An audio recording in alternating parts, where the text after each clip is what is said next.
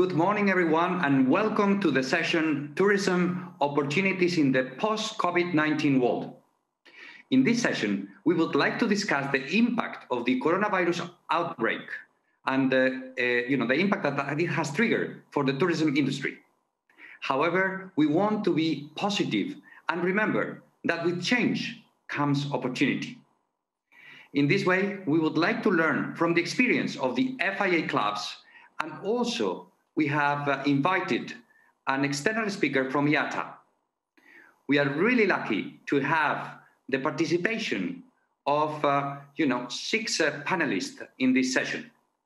As you will see in the slide, we have Habib Turki, Director of Tourism Services for the FIA, Linda Ristagno, Associate Director of External Affairs, IATA, Mr. Jorge Delgado, Director General of RACE, Real Automóvil Club de España, Ms. Andrea Oliver, Directora de la Fundación ACD, Automóvil Club Dominicano, Kathy McManaman, Director of Travel Services of the Canadian Automobile Association, and Mariel Muñoz, External Advisor of the Belize Automobile Touring Association. Hello and welcome to you all, and thank you for your contribution to this session. I would like to start inviting Mr. Habib Turki, FIA Director of Tourism Services, to give us an overview. Habib, could you please share with us how are you seeing the evolution of tourism in this coronavirus pandemic, and how should clubs frame the answer to it?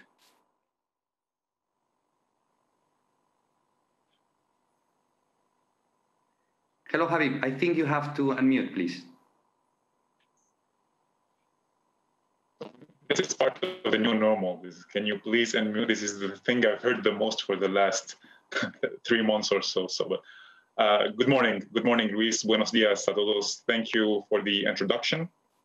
I'd like to thank as well all the team, everybody on the team that has made this panel and this event possible. Thank you, Alfredo, and I'd like to thank all those who are following us right now, those who have tuned in. And yes, indeed, we are going through quite difficult time, and we're going through a really unprecedented global health crisis that has had so far devastating consequences on the global economy. So it's not just tourism, but it's the global economy as a whole. Tourism and travel in particular, according to UNCTAD, the United Nations Conference on Trade and Development, who have published a study recently on the impact of COVID-19 on tourism. So the industry has lost $1.2 trillion. So this is the estimated losses, or the estimated impact that COVID-19 has had so far on the tourism industry, and that represents 1.5% of global GDP. So this is absolutely terrible. This is huge. Some less optimistic scenario are even talking about 2.2 or even 3.3 trillion dollars lost due to the pandemic. And of course, not all countries, unfortunately, are equal when it comes to the impact that COVID-19 has had. And unfortunately, some of the most isolated countries, the small developing states, are feeling the impact the most. Jamaica, for the moment, has seen the worst impact. We're talking about we're talking about 11% of GDP points that have been lost due to COVID-19. We see the same trend in Thailand, and even close to Europe, we're talking about Croatia, Portugal have lost between 8 and 6% of GDP points so far. And so these are not just numbers. These are jobs. These are families. These are lives that are being destroyed. So this is just to give you an idea about how terrible this crisis have had on an industry that was thriving. Actually, the global tourism industry has grown, has has grown in an exponential way over the last 20 years. So it has been multiplied by 3. So we're talking about globally 490, $500 million, a billion, sorry, dollars worldwide, and it has grown to 1.5 trillion. So it was really a thriving industry that has witnessed or that has experienced a sudden halt. So everything has stopped. Jobs have been destroyed. We're talking about more than 120 million jobs worldwide. And the countries that are relying the most on tourism, where tourism was actually part of the government's path to development, are suffering the most. So this is quite unprecedented, and hopefully we are starting to see the light at the end of the tunnel. We see that there are some interesting initiatives being done. I guess we'll have the chance to talk about the initiatives a little bit later with all the panelists. We're talking about a lot about the word of travel facilitation or tourism facilitation. Digitization has played a central role in what we call now the new normal. Some people like this word, some people don't like it, but digitization has played so far an enabling role in what we can call cautiously recovery.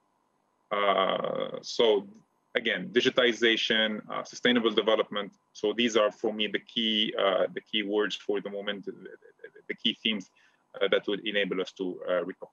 Thank you.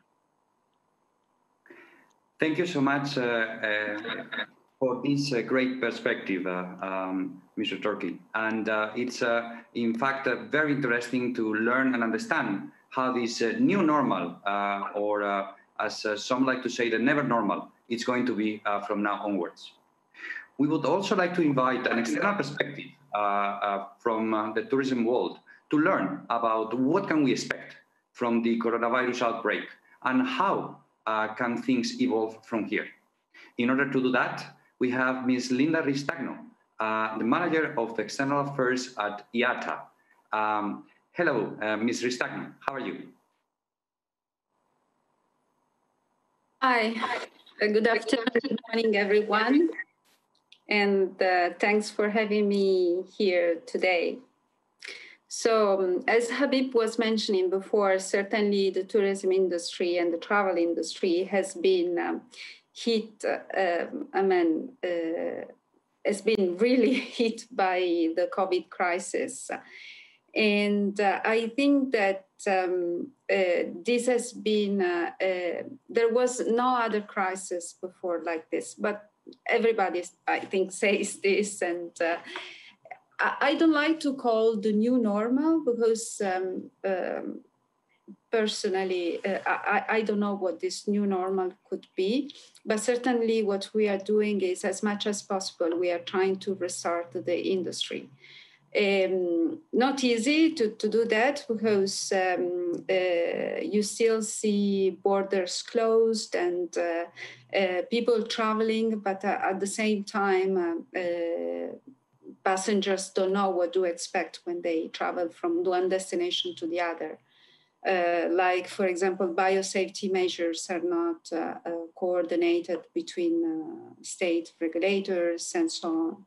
So I hope this is not the new normal, and whatever is happening from from a the travel industry perspective is going to be temporary. We have seen, from March, we have seen actually the industry that was shut overnight. Nobody was expecting this. I personally was in Washington when the pandemic was declared, and I didn't know if I was going to go back home. So it was really very, very difficult to know where we were going. And still it's difficult to understand what will be happening. Because as I said, you see that there are those discussions between states about corridors, travel bubbles, but most of the most of the actions are still uncoordinated, despite the travel industry and tourism industry has come together since the beginning. If you look at the UN WTO, they had this crisis group who started really meeting and trying to find solutions since the first week of the crisis started. And also the ICAO, the International Civil Aviation Organization, has come out with the solutions and recommendations.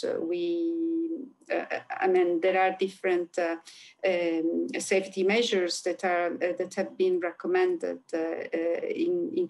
included the biosafety protocols. We have participated to all of those, and same way we have participated to the WTTC, that is the International Organization for Travel and Tourism Industry, to trying to find solution. And if you look, there are different safety protocols that have been recommended to states. Some of those states have been on board. Others have been more. It's difficult actually for some of the states where you still have the COVID crisis still impacting, because we don't have to forget that this is first of all a health crisis. And we are in this together, and I think that we should find the solutions all together, private and public business and public sectors. So this is all what I just can say for the moment. Thank you so much, Linda. And in fact, I would like to ask you about how do you envision the potential recovery, or what are the prospects that you are currently discussing at IATA? When do you see the recovery, and what kind of shape do you see of this potential recovery post-COVID crisis? Yeah. Well, first of all, one of the things that have been discussed in IATA is about travel restrictions, because this is the most immediate problem for everyone. The world, and it's not me actually saying, but the world needs to learn life with the virus. So we need to keep really and find the balance to keep people safe, while also avoiding economic Armageddon, as we have seen until now. Most of the world is still actually closed. And as I said before, each and every state is taking their own decisions. And at the same time, there is not the same attitude, even from common people in regards of the safety measures that they themselves have to apply to face the crisis. We have all our protocols in place on board of aircrafts and in airports. So we have proposed those protocols to states, and we are waiting to see what's going on. Yeah, but excellent. It's still the opening borders is really the most important thing for the moment. I think for everyone, not only for the travel and tourism industry, but also for the people who needs to travel actually. So we hope the borders can open very soon, and we can solve this lack of alignment that you were mentioning in your talk. So thank you so much for your insights. Now allow me to welcome the rest of the panelists to our discussion. And please remember to share with us your questions via the chat that you have available, and we can integrate them in our conversation. Our aim is to make this session very interactive. Let me ask the first question to our panelists. What are the big topics these days in the travel and tourism industry? What would you like to highlight in the current context?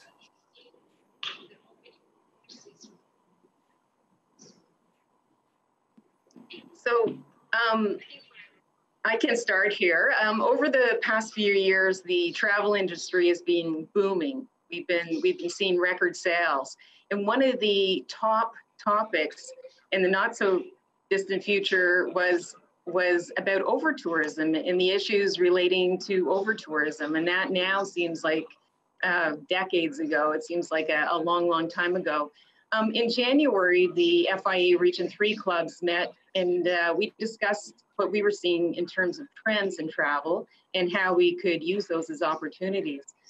Those included solo travel, adventure tourism, ecotourism, the desire for unique cultural experiences, and the desire for personalized and custom itineraries. And I think these are going to be sustained after this pandemic. I still think that they're going to be very significant trends, possibly even more so post-pandemic. Now we are in 6 months into the pandemic. The conversation has shifted. The focus now is on recovery and opportunity. And we want to know what it's going to take for people to travel again. So I think the big topics now have shifted, and we're looking at health and safety as #1 concern for travelers. Top of mind in every sector of the travel industry. CAA recently completed a consumer sentiment survey, and 78% of respondents identified that health and safety protocols was going to be the key driver in helping them make their decision if they were going to travel again. So health and safety, #1. Flexible booking policies. Travelers want peace of mind more now than ever, and flexible booking policies that allow for last-minute changes and cancellations without penalties. The pandemic is still fluid. Anything can happen. We can be traveling and there could be another spike. It could ground planes again. So we need to have some flexible booking policies in light of all of that. Travel insurance is another key topic. Travelers are going to be looking to protect their travels with medical coverage, as well as trip cancellation and interruption coverage, all in an attempt to manage their risk. In planning travel, there's so many new things to navigate that we're seeing that the value of travel agents has really blown up. I think COVID-19 crisis has highlighted the benefits of working with a trusted travel advisor, and they can save travelers time, money, and stress, and help them navigate through all the varied restrictions and protocols of each of the destinations and suppliers from the beginning to the end of their trip. So I think to that end, ensuring that travel agents have access to current resources, tools, and education are a major focus going forward. So those are some of the key topics or big travel topics that we're talking about at the CAA table, and we're focused on creating strategies around. Thank you, Ms. McManaman. And we are going to continue with Ms. Andrea Oliver. Ms. Oliver, I believe you are going to address us in Spanish, and I would like to remind everyone that you can have access to interpretation services through Interprefy. What are the big topics these days? Yes, thank you, Luis. Good morning to all. I will be speaking in Spanish. Bueno, realmente los principales tópicos, los grandes temas que tenemos en cuanto a viajes y turismo en República Dominicana se refieren, como Katy decía recién, primeramente al tema seguridad en cuanto a salud se refiere, ¿verdad? Nosotros en República Dominicana tuvimos un cierre de fronteras desde el mes de marzo y recién el 1 de julio se empezaron a recibir nuevamente los primeros vuelos.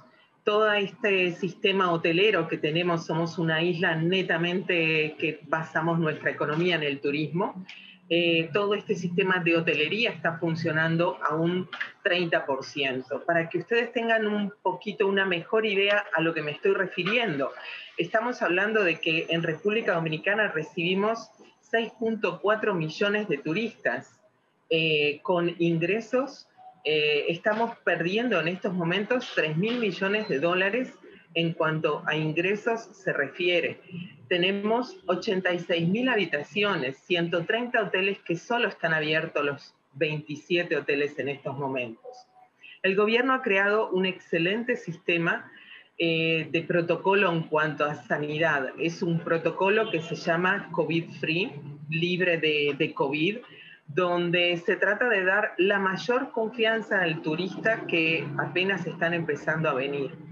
pero lo que ha sucedido es que junto a la pandemia se suma una temporada ciclónica. República Dominicana tiene una época de tormentas tropicales, de huracanes, que también ha agravado la situación.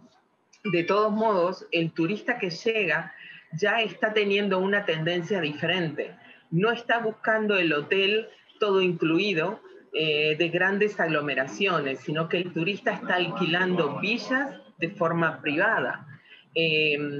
A pesar de, como les decía, les repito, los hoteles están teniendo protocolos específicos en donde todos los sistemas de servicios de alimentación, todo es takeaway, es todo unipersonal. Pero nos encontramos frente a este gran desafío y que es una realidad, ya es una realidad para nosotros desde el mes de julio. Ya el sistema de check-in es totalmente digital, ya no tenemos pantallas táctiles para hacer ciertos trámites, en las filas de espera, el manejo del equipaje, y todo esto ya es una realidad. Y para eso es para lo que nos hemos preparado, e inclusive en Automóvil Club nos tuvimos que adaptar a esta realidad. Gracias, Luis. Muchísimas gracias, señor Oliver. Impresionante escuchar esos 3 billones de dólares de impacto que la República Dominicana está teniendo por la caída del turismo. A partir de acá nos movemos, en este caso, desde la República Dominicana hasta España. Hello, Mr. Delgado. How are you?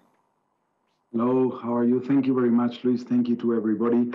Well, in Spain, the big topics, as you can imagine, we normally used to receive 80 million plus tourists every year. We are also a quite significant outbound country, and roughly 12% of our $1.5 trillion GDP is around the tourism industry. And when we talk about the big topic, basically, and I think Kathy mentioned it very rightly, is peace of mind. How, once I've made a decision, once I've decided that the safety measures are there and are in place, which are the elements that concern travelers in Spain, both the outbound travelers and the incoming travelers. And we see that the biggest element is uncertainty. There's a very significant amount of uncertainty in the regulatory framework of all the destination, but also our own country. And that leads consumers and our members to have doubts about their travel. And this comes from two very different angles. The first one is about the actual execution of the trip. So I booked my trip, but will it happen at all? And that's one of the big concerns, is the cancellation, the loss of money, the bankruptcy of the operator. I mean, it's not COVID-19 related, but we also quite recently a very large British company going south. What will happen to this operator? So at the end of the day, the question is, will my trip happen at all? And that's one of the big concerns. And then the second concern is, if it does happen, how will I cover all those unexpected events that can happen during the COVID crisis? Will my hotel be quarantined? Will I have entry restrictions? Will suddenly and overnight have exit restrictions and I will have to be 14 days in the country? How can I cover the cost associated to that? What happens if I get contagious? Or what happens if somebody from my trip or my family gets COVID? So these are let's say, the largest big topic we are facing in Spain, which is, once I finally decided to travel, will the trip happen at all? And if it happens at all, how can I cover the unexpected, all those things that can happen with my time, with my money, and with my health in my destination country? Or if it's a traveler coming into Spain, once I travel to Spain, what will happen once I arrive there? So those would be the key topics in a nutshell once I decided to travel. Thank you very much, Mr. Delgado. Certainly very interesting also to learn about this increased uncertainty and the way in which we have to deal with it towards the future. And now let me invite Ms. Munoz to also share with us her perspective. Hi, good morning. Thank you for having me here today. Well, with the question that you asked, I can only solely relate to Belize. We are basically a transit country, so most of our tourists that we get is from Mexico or Guatemala, and they would stop in Belize. So you would call us like a second stop, basically. Now, the big question is that everyone is asking is basically, what will happen now if tourists decide not to stop to Mexico or not to go to Guatemala? Will they come straight to Belize? Will they avoid Belize? Right now, that then basically will tell us what type of guests we will then be receiving, because we do get a lot of tourists in regards to cruise tourism, and as we know, that is on a big pause. Now, Belize is a very small country. We have a very small population, and our biggest industry is definitely tourism. Now with COVID-19, a lot of people has lost their job, including myself. I haven't worked since March 23rd, and that is I have been directly affected with it. Now, the second big question that we have is, what will happen to those people that worked only tourism? Will, after things get sorted out with COVID, will they go directly back to work the same jobs that they have? Will they then search for another job? Because a lot of people are afraid if COVID has a second or a third wave, then they're gonna get a little bit depressed, saying, I went back to work with tourism, and then now I have to put that on a pause and find a secondary job. So that is basically one of the biggest questions in Belize, is the job sector. If people will continue working the same jobs that they have in the tourism industry. And like I said, that is Belize's biggest industry, and now a lot of people are searching for secondary jobs, right? Now, I do agree that the health part is one of the biggest concerns for most people that work in the tourism sector in Belize, because that is the biggest issue right now, to find how we can go about doing our tours, accepting tourists, and trying to not increase the COVID spread. So that is just basically my input on the question and how it relates to Belize.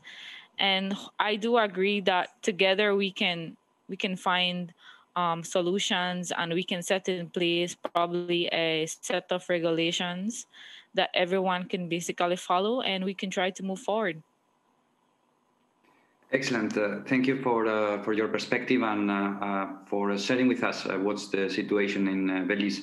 Let me reconnect with Mr. Habib Turki. Habib, anything else that it would be important to address at this point, or anything else that we should add on top of what we have learned from the situation in the different countries and from the perspective of the clubs?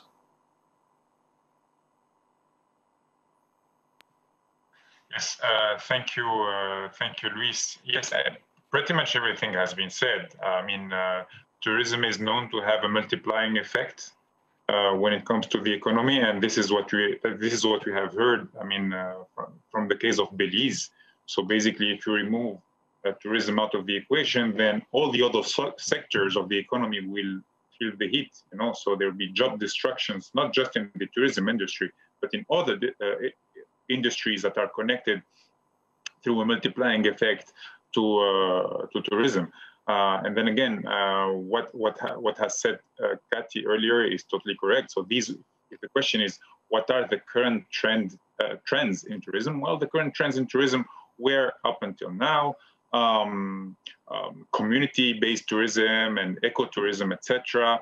With that was actually since we have today a special focus on Latin America and on the Americas in general. Yes, so then there was this fantastic project that have had a deep impact on some areas of Latin America, such as Northeast Brazil, where there was an inclusive tourism project that has had a very positive impact on the Coconut Coast.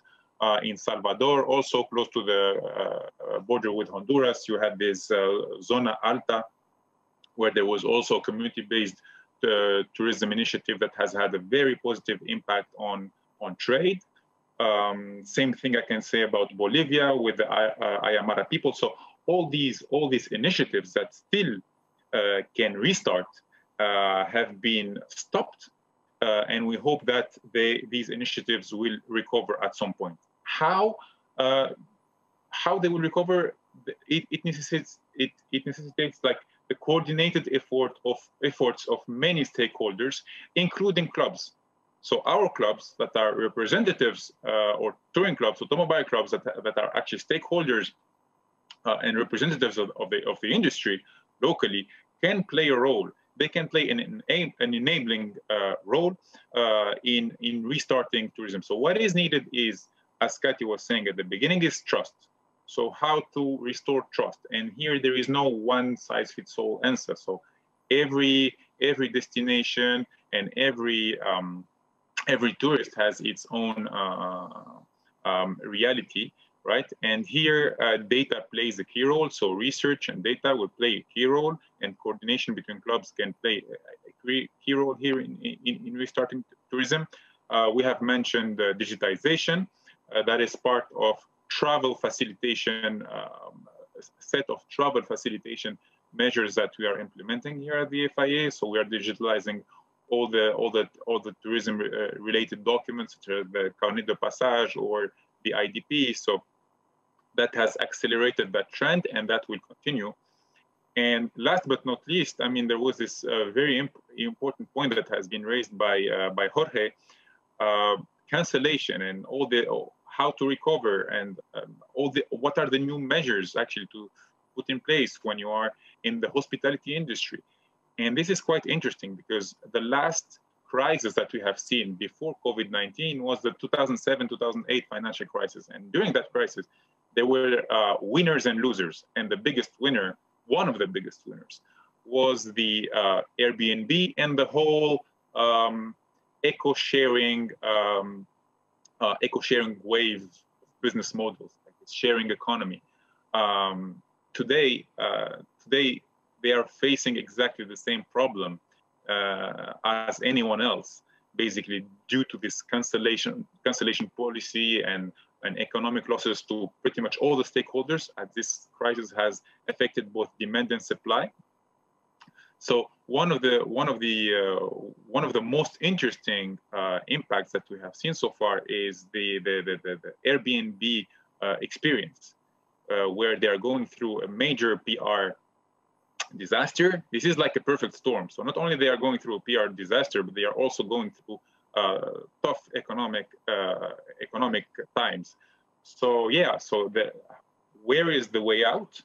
I guess the way out will have to basically work all together, all the stakeholders together, in order to enable the creation of a development-friendly, investment-friendly, trust-based environment for tourism.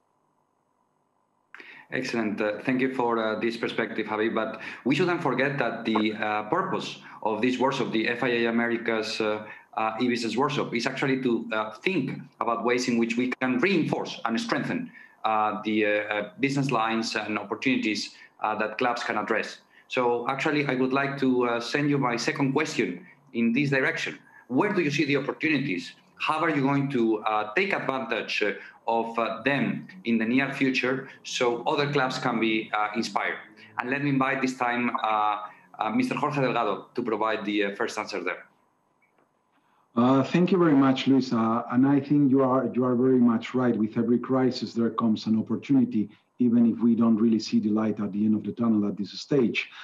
In our club, we see very clear opportunities in a sector that is very synergic to our core, which is membership, and has been designed specifically to manage uncertainty, thanks to scale, big numbers, financial strength, and big data, and which happens to have the advantage of normally being extremely and very significantly anti-cyclical, which is insurance.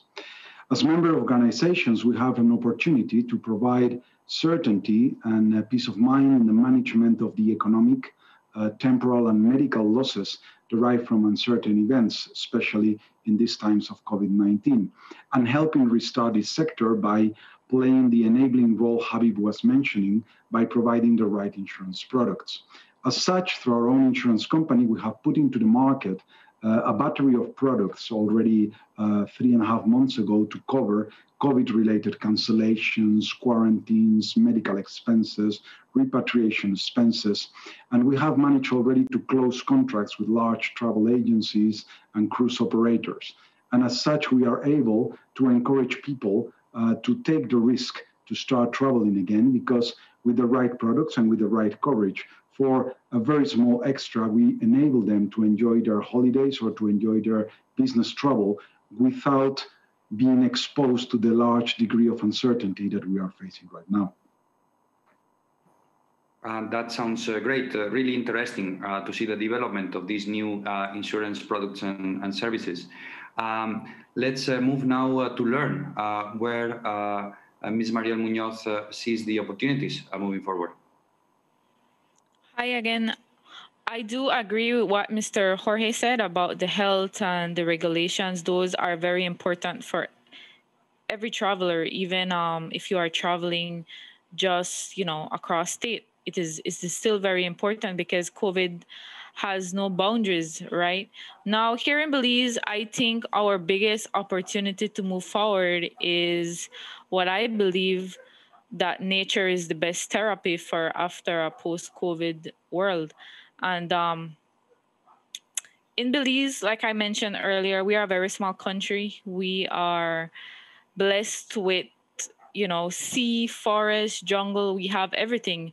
And I think that once we have our packages set and we can basically assure our future guests that coming to Belize is one of their best options, then we can definitely sell that, because you can be at the beach this morning, in 2 hours you can then be in the jungle, right? And I think that from my experience, I will definitely use that as a huge opportunity.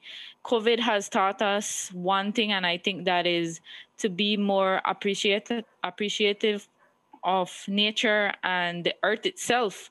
And that is something that I think we need to push. We also need to push this ecotourism and educate people on how important it is on protecting the earth. And in Belize, we can definitely do that. We do get a lot of guests that are very, very, very interested in nature.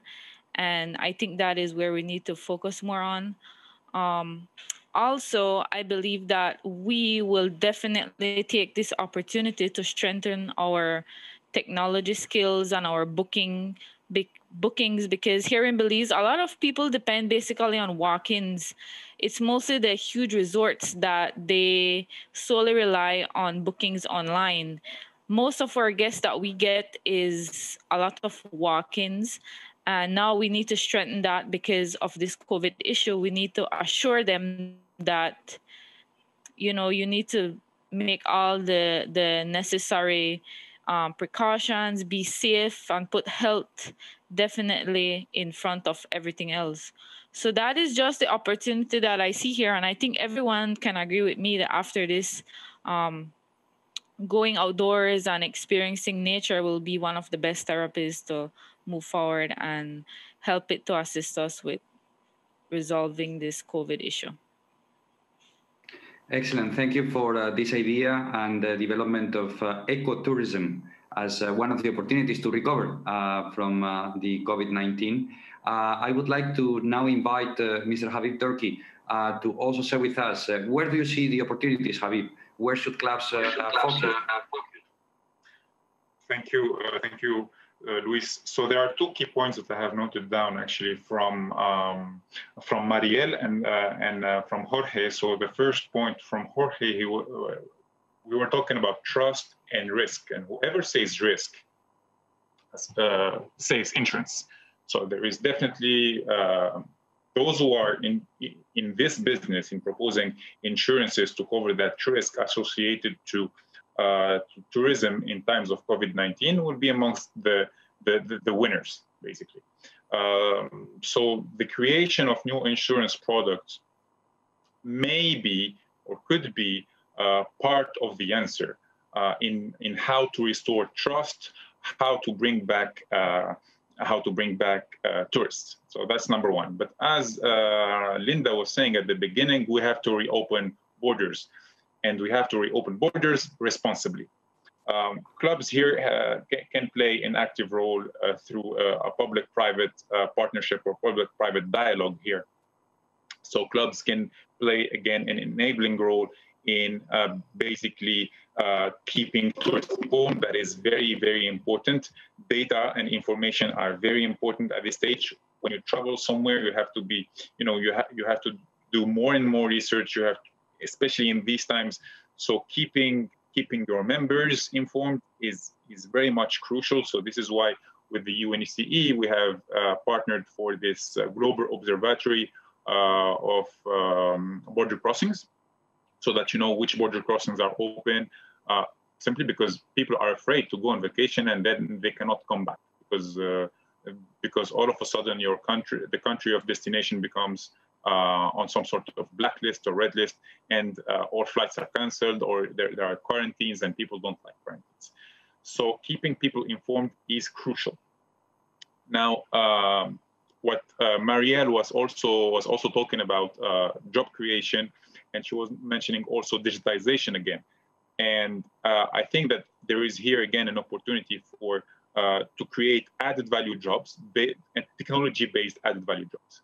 I was mentioning at the beginning travel facilitation, the digitization of all the travel documents. There are some other travel documents that are not issued by the FIA, health-related travel documents that are not issued by the FIA that has been there since forever. For example, if you want to travel to West Africa, you will need a yellow fever certificate. So basically, that you have been vaccinated and you have like a protection against this particular disease.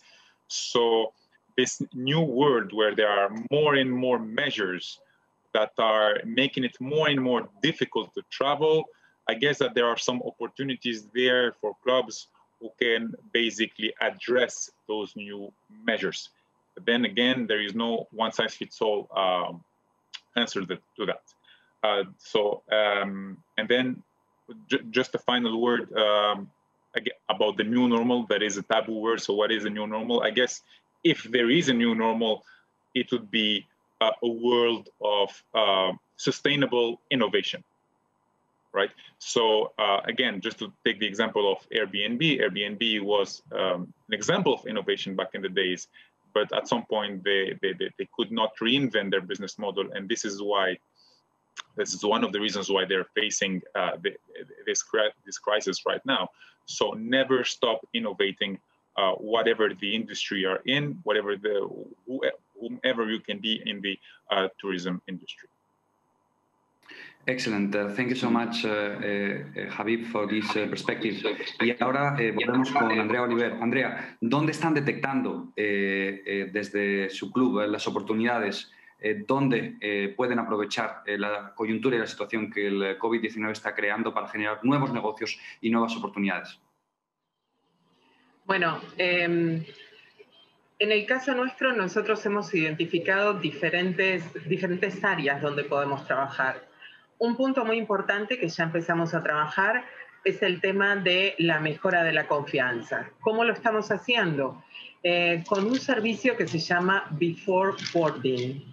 Es un servicio que muchos conocen de repente en las salas de espera de los aeropuertos, que muchas personas lo tienen a través de la tarjeta de crédito. Pero lo que hemos hecho aquí es que tú lo tienes desde que llegas al aeropuerto.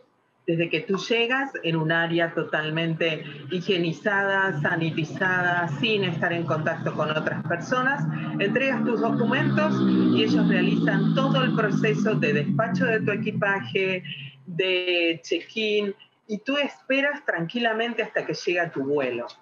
Eso genera mucha confianza. Inclusive estamos trabajando para ver de qué forma podemos que todas esas personas que salen utilizando la sala previa al embarque puedan hacerlo ya adquiriendo la licencia internacional de conducir. Ese es un segmento que para nosotros ha sido una muy buena oportunidad. Otro punto importante es como recién nombraban, ¿verdad? El tema información y el tema datos. Durante este tiempo y ya desde hace mucho tiempo venimos con Katy analizando toda la información que tenemos.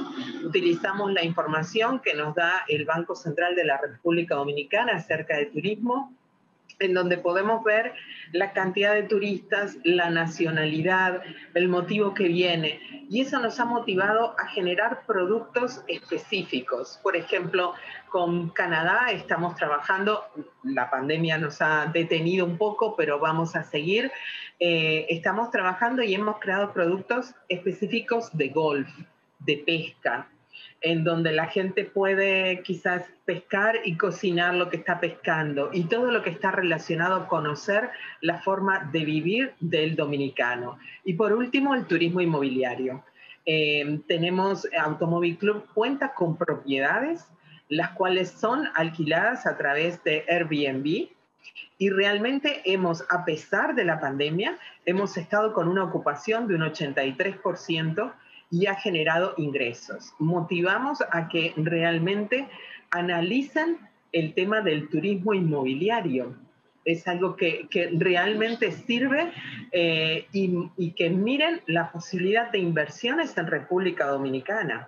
Hay zonas donde hay muchísimas oportunidades y que la gente hoy día busca o viajan en familia o viajan de manera individual y buscan alquilar, rentar esos bienes. Y además podemos darles servicio desde excursiones ecológicas hasta lo que ellos deseen.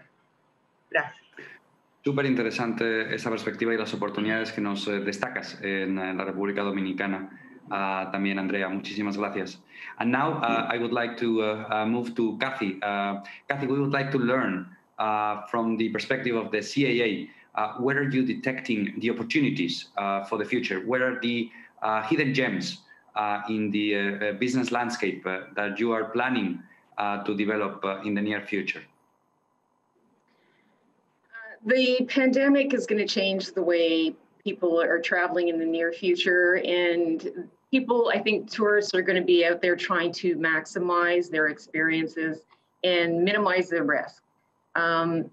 So in our research, we wanted to know what demographics are going to be traveling first. So we believe that young travelers, repeat travelers, and luxury buyers are going to be rebounding before boomers. Many are going to be looking for value, great value. They're looking for excellent service, and they're going to be looking for impressive product offerings. Personalized and customized travel is a huge area of opportunity going forward. As the world opens up, we think that promoting unique cultural experiences, unique dining experiences, local artisanal experiences are some of the ways destinations can entice travelers who are looking for a tailored experience. So I know, Andrea, we spoke of this when we were in Panama, and we talked about all the different interesting, unique experiences you can have in a country to really get the flavor of the country without having a large group with you. And so I think that's an area of opportunity. And I also see that it keeps travelers in their smaller groups. And I think travelers are going to be still respective of the social distancing and be cognizant of that. So I think those are big opportunities in the South in many of these countries. I think there's tons of opportunities for ecotourism, as Marielle said. And again, if we can create some personalized, customized ideas for people, we can, if there was a repository created of some of those ideas, we could develop that and have our agents being promoting that, because that's exactly what the travelers are looking for. They're looking for a big, deep cultural experience. Private and small group tours is another trend that we think is going to be very popular. It was popular, of course, before COVID, but I think even more so now. So there's a big opportunity for the future. I think that tourists are going to be trying to avoid large groups. They're going to be looking for their smaller groups or traveling in their bubble maybe, and with family and friends. And they're going to want to have a smaller group tour, which enables more customization. It enables them to get to see the things that, the types of attractions and the types of things that they want to see. So I think that's a huge opportunity. One of the things that we're seeing, or we're hearing from our sun suppliers, is that private transfers from airports to accommodation is a big opportunity. So in the past, you know, people would come in on a charter and everybody would load into a bus or coach and be transferred to their resort.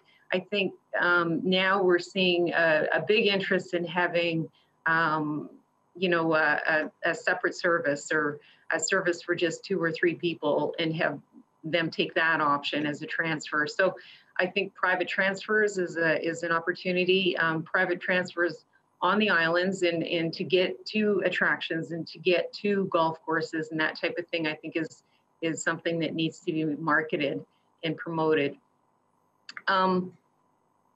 We're also seeing some of the tour operators here in Canada are noticing that there's a growing interest in alternative accommodation, so not necessarily always being at the big resorts.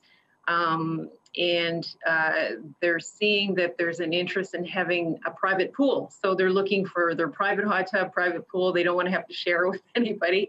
So that's, again, an opportunity in the short term. I think it might be something that could be promoted, or, you know, I know we talked about Airbnb. There's other types of alternative accommodation, I guess, and maybe that's an area of opportunity to develop and create an inventory of, I guess, of opportunity of available product. In terms of activities,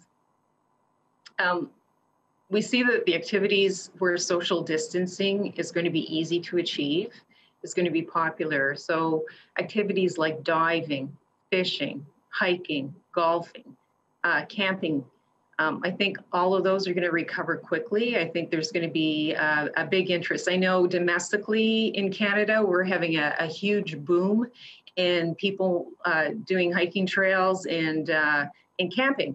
And camping's always been a popular hobby here, but I think that's going to continue. We also are seeing that as people are working from home or are socially distanced at home, they've picked up their bike and are biking again. And maybe that's stimulated them into having this as an ongoing hobby. And so they may be looking for cycling trips. And so we're just seeing that the world has changed. And I think people are going to be, I'd like to think people are going to be more respectful about travel, because I think they're going to appreciate it more, at least in the short term. And I think there's a ton of opportunities, like Marielle said, like Andrea's repeated, just about unique experiences and to have outdoor healthy experiences. And so I think that's something that should be inventoried and promoted.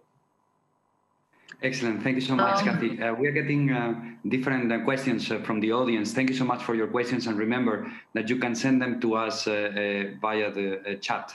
And I would like to invite all our panelists to take some of the questions that we are getting. Part of our audience is actually in Peru. And some of them were asking us, how do you see Peru from the outside? Do you see similar trends? Do you see anything different? Anyone would like to react to our Peruvian colleagues? How do you perceive the situation in Peru?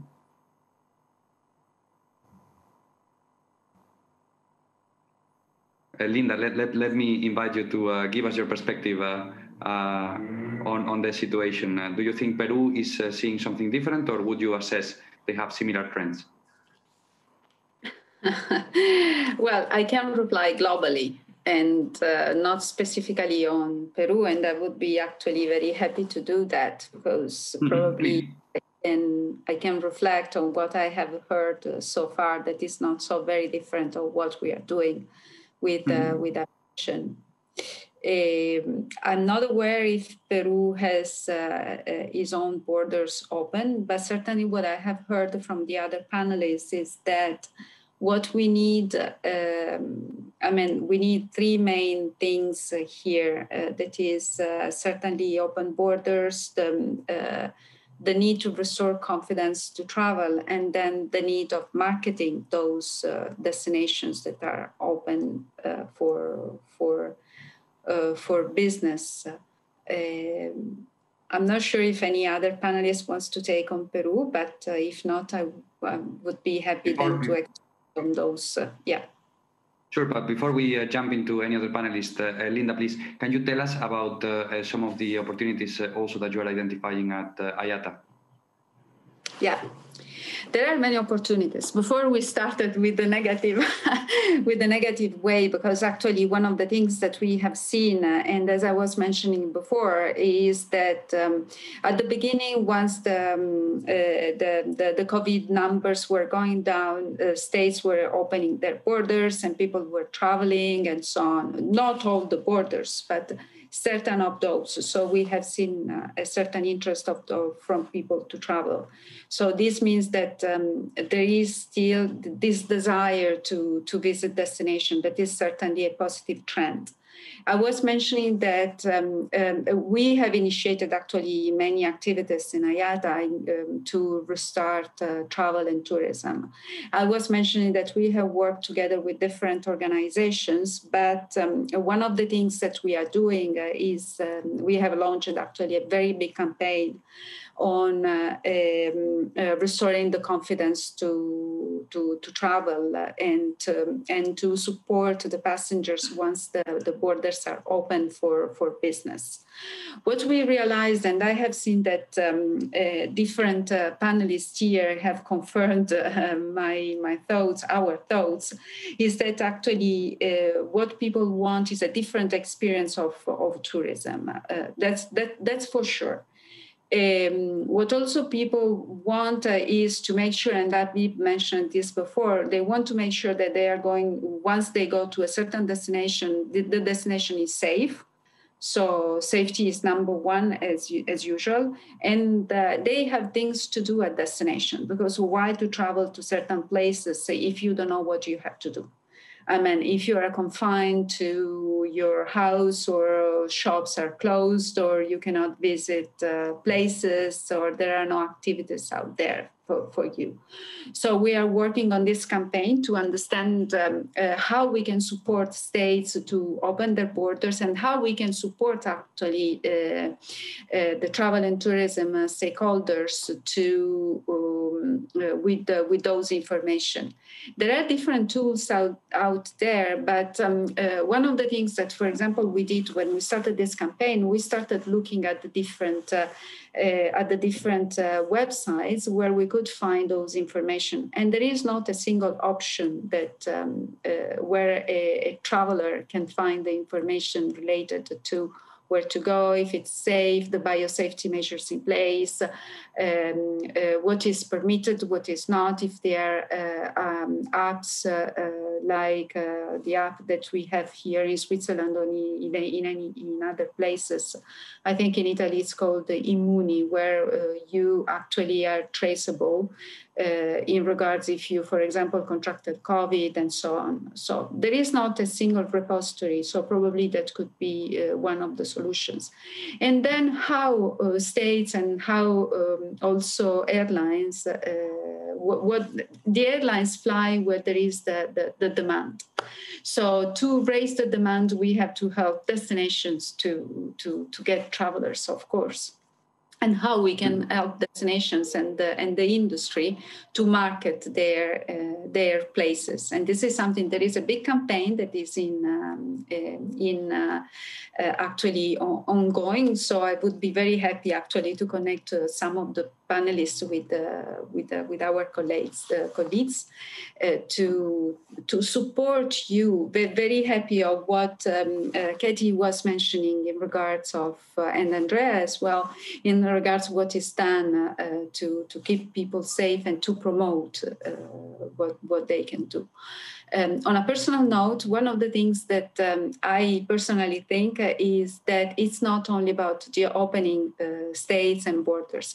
It's about educating passengers, in our case, passengers, and how educating people to take the biosafety measures that are offered to them. There are different issues, and I don't want to talk specific on aviation, but for example, the tourism has restarted. There was a peak season in Italy in regards of tourism. And there have been some destinations where travelers themselves, they haven't taken care of the fact that COVID is still ongoing. I mean, this is an health issue. States will still close their borders, and even regions close their borders if there is the peak of the COVID. So help us to keep you safe. We have all the measures in place. Aviation, contactless procedures, and so on. But help us to help you. So use face masks where is needed, physical distancing, and everything that has been put in place by the different industries, travel and tourism industries, not only aviation. So I think this is a very important topic as well that should be discussed, how we educate the passengers and how we educate the tourists and what tourists do to support, to help us support them. So this is, I could speak forever now that you gave me the hint. For your comments. Unfortunately, we are running out of time, and for the sake of keeping the virtual break, we will need to start closing this session. We have learned about a lot of things, and I would like to run a quick recap. We have learned about the importance of developing new insurance products. Mr. Jorge Delgado was telling about us, and tomorrow there is a business opportunity session in which this will be discussed further. I will highly advise you to look at this.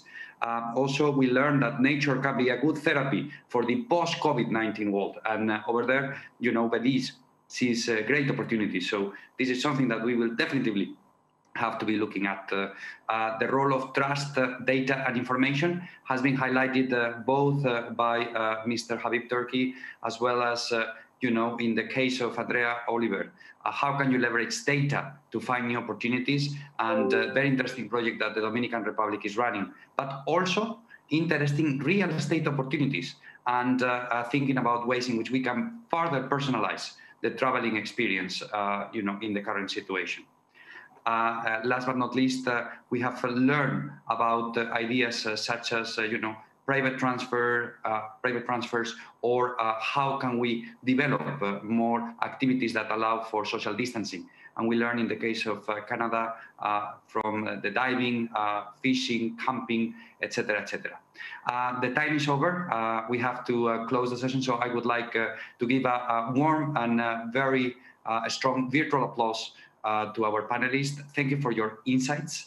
And I would invite you to stay tuned, because in just 12 minutes, we will start the session, Developing Digital Motorsport in Americas. A very interesting session that I'm sure you will be able to learn a lot from. Thank you so much, and stay tuned.